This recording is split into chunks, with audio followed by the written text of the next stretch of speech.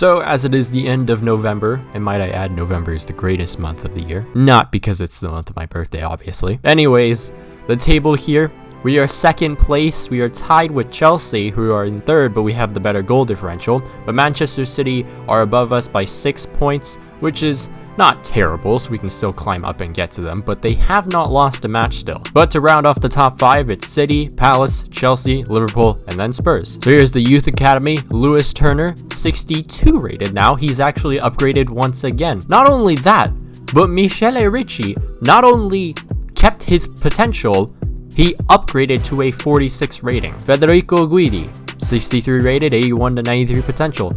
Still looking really good. Stefano Russo, 17 years old, 67 rated, same potential, looking good as well. Benedict Adekunde, he's 15 years old, we just added him to the academy. He's 61 rated and has a potential of 78 to 96. Dennis Nwapa, 62 rated, 76 to 96. Still looking really good. So now we face 5th place Spurs at a snowy Selhurst Park. The first chance goes to Spurs as it's Mendes who runs down, finds Heung-min Son on the wing. Son is going to cross it in for Lucas Moura, who gets his head on it, but it's a pretty simple save for Wilker Fariñas. 5 minutes into the match, it's Thomas Partey on the ball. He turns his defender, passing it to Williams, and Williams sees Orsolini making their run, passes it to him. Orsolini with one man to beat. He does it with a cut inside and a blast into the back of the net. I need to stop using blast because that wasn't a blast. Another chance for Crystal Palace in the 20th minute. It's Iñaki Williams to Ricardo Orsolini, who then passes it back to Williams, back to Orsolini. Orsolini then brings it to Thomas Partey, who takes the shot, and it's a good save by the keeper. 24 minutes played now. It's a chance for Spurs. Harry Winks, probably the man with the most punchable face on the earth. No bias there. Heung-min Son with the long shot and the goal. It's 1-1. Right before the end of the half, it's Orsolini, through ball to Zaha on the wing. Zaha has a ton of room to do something with the ball here. He turns his defender, cuts inside, brings it to Orsolini, who takes the shot, and it's a good save by Hugo Lloris. A little later into the second half we go. It's Brahim, through ball to Atal, and Atal has a ton of room to run, like I said before with Zaha, and he's still running. He sees Zaha all by himself, and Zaha converts the shot and scores. It's 2-1 to Crystal Palace, and once again, another 3 points we solely need. So right before we get into our last Champions League group stage match, here's the table so far. There is absolutely no chance we win the group. I'm not afraid to have a go from long range. I swear to God, every FIFA makes Karim Benzema so overpowered. Alright, lightning round.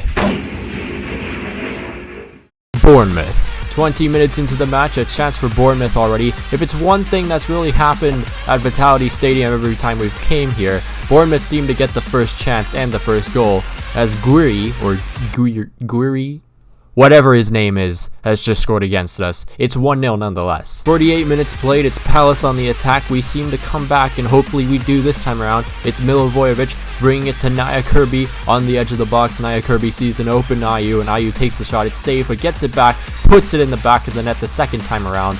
And I mean, Jordan Ayew doesn't play as much, but he is still quite good. 71 minutes played, it's Vinagre leading this counter-attack, running away from Simon Francis, leaves him for dead, brings it to Naya Kirby, and Naya Kirby is just going to chip the keeper and gets us that game winner once again against Bournemouth at Vitality Stadium, and what a goal by Naya Kirby. Aston Villa. Well, 36 minutes into the match, a chance for Crystal Palace. Thomas Partey to Ricardo Orsolini to David Boateng, bringing it back to Orsolini, passes it to Thomas Partey, pokes it to Williams, and Williams turns his defender and puts it in the back of the net. It's been a while since we've seen Williams on the score sheet, so that's nice to see it happen again. 43 minutes played, another attack for Crystal Palace. It's Boateng to Orsolini to Williams, through ball to Thomas Partey this time, and Partey puts it in the back of the net.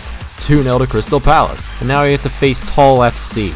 Burnley. Luckily enough, we didn't have to really deal with any of their tall players this time around, thank God, but Iñaki Williams brings it to Orsolini. Orsolini runs past his defender and has enough space to take the shot and put it in the back of the net. Once again, it's Chef Orsolini doing Chef Orsolini things. Southampton, 39 minutes played. It's Williams to Orsolini, who pokes it past one of the defenders, giving him all the room in the world to do something here, even finish it, bring it to Brahim, which he does, and Brahim puts it in the back of the net. 1-0. 50 minutes played. It's Crystal Palace on the attack once again. It's Tomas Partey to Milivojevic, passing it to Brahim, and he takes it, fires it into the back of the net. And I honestly wonder how that small of a man can generate such power on that ball. They weren't done though, because it's Brahim to Williams. Williams threw ball to Orsolini, and Orsolini is just going to curl it past the keeper.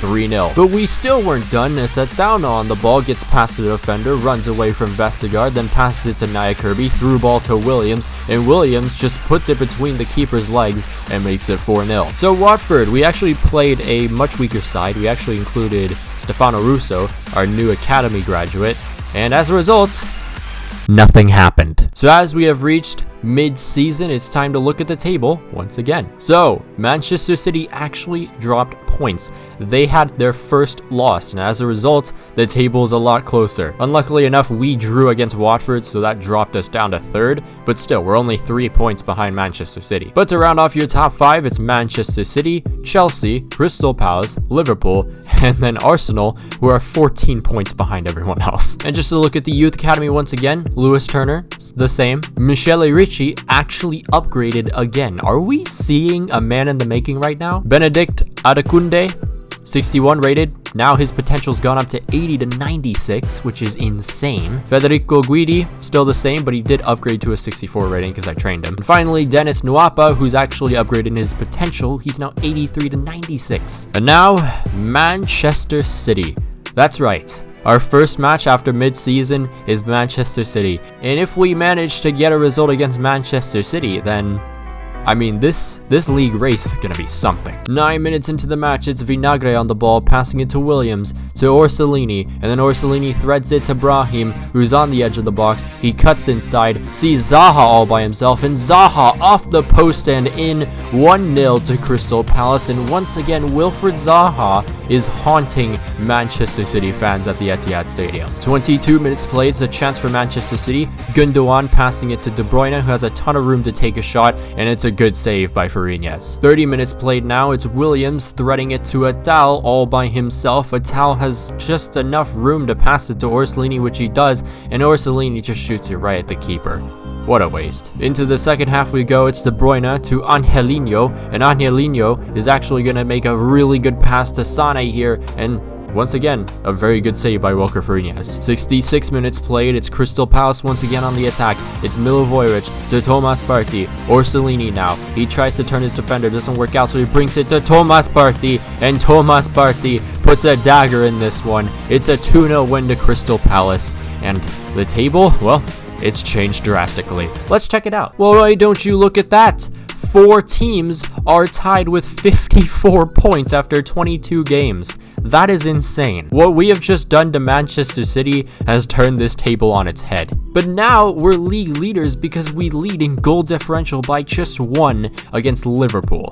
But to round off your top 5, it's Crystal Palace, Liverpool, Manchester City, Chelsea, and then Arsenal. Newcastle. 9 minutes into the match, it's Orsolini on the ball. He brings it to Zaha. Zaha turning his defender, passing it to Williams in the middle, and it's 1-0 to Crystal Palace just like that. It's like Zaha had a resurgence this episode because he's really doing a lot. 26 minutes played, Brahim winning a 50-50 there. Milivojevic getting the ball, passing it to Orsolini, and Orsolini just curls it low into that bottom left corner. It's 2-0 to Crystal Palace, and what a finish. Right before the end of the half, Newcastle with the corner here. It's unluckily bounced to Maxima, who puts it in the back of the net. No help for Wilker Fariñas, and it's 2-1. Chance for Crystal Palace once again. It's Milivojevic to Orsolini. Orsolini lobs it up for an open Wilfried Zaha, and Zaha, all he has to do is run towards that keeper, and it'll probably score. He takes the shot. It doesn't really work out for Zaha, but instead, it's an own goal for a Newcastle defender. 3-1. Middlesbrough. Now, if I'm just going to be a little more nostalgic for a second, going back to this stadium feels kind of weird, because I actually did a career mode series for Middlesbrough back in FIFA 17. If any of the OGs remember that, then Good on you. 6 minutes into the match, it's Zaha to Iñaki Williams. Iñaki Williams with a really nice through ball to Zaha. Zaha decides to turn his defender, bamboozle him, and it's 1-0 to Crystal Palace just like that. 32 minutes played, it's Thomas Partey to David Boateng. Boateng takes the shot, it's blocked, takes the shot once again, and it's 2-0 to Crystal Palace. And David Boateng, finally, after 3 seasons, has a goal. 64 minutes played now, it's Orsolini. Orsolini turns his defender, passes it to Williams. Williams then brings it to Thomas Partey, back to Orsolini, and Orsolini sees Brahim by himself, takes the shot, it's off the post, but Brahim gets one more chance to put it in the back of the net, and it's 3-0 to Crystal Palace. 74 minutes played now, it's Thomas Partey to Jordan Ayew, who just curls it slowly into the back of the net, and it's 4-0 to Crystal Palace. Great result, boys. Now let's go see what the Champions League draw gave me. Let's hope I got lucky. I'm in trouble.